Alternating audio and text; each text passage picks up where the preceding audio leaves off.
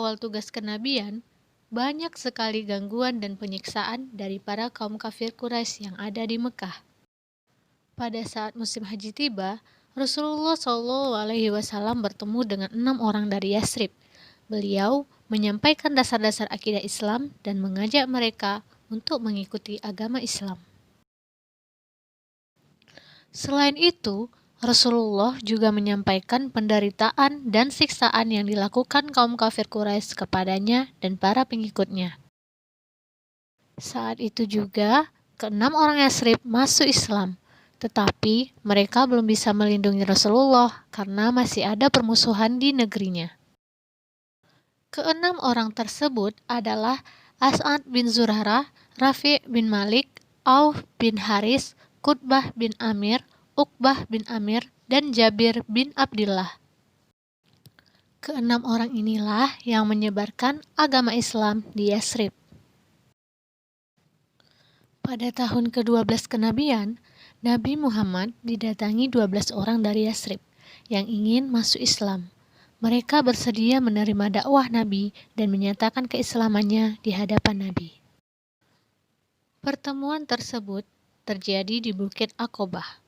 Mereka mengadakan perjanjian untuk membantu Nabi Muhammad SAW menyiarkan agama Islam.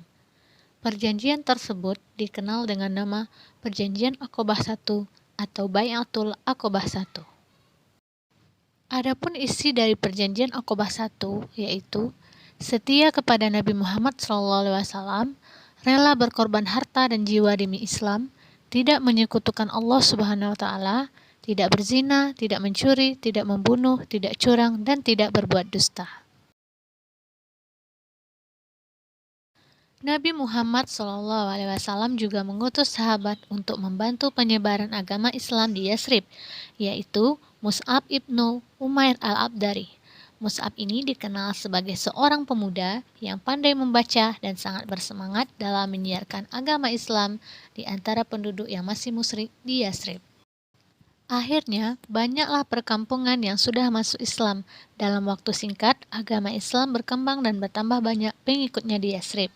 Sebelum datang musim haji ke-13, Mus'ab kembali ke Mekah dan menyampaikan kabar gembira tersebut kepada Nabi Muhammad SAW.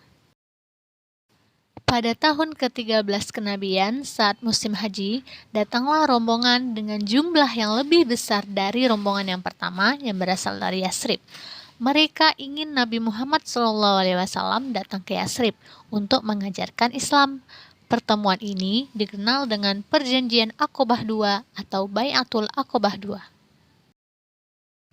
Isi Perjanjian Aqobah II: siap untuk melindungi Nabi Muhammad SAW, selalu mendengar dan taat, selalu menafkahkan harta baik sulit atau mudah, selalu menyeru ma'ruf dan mencegah mungkar, dan selalu menyiarkan agama Islam ke sanak saudara mereka.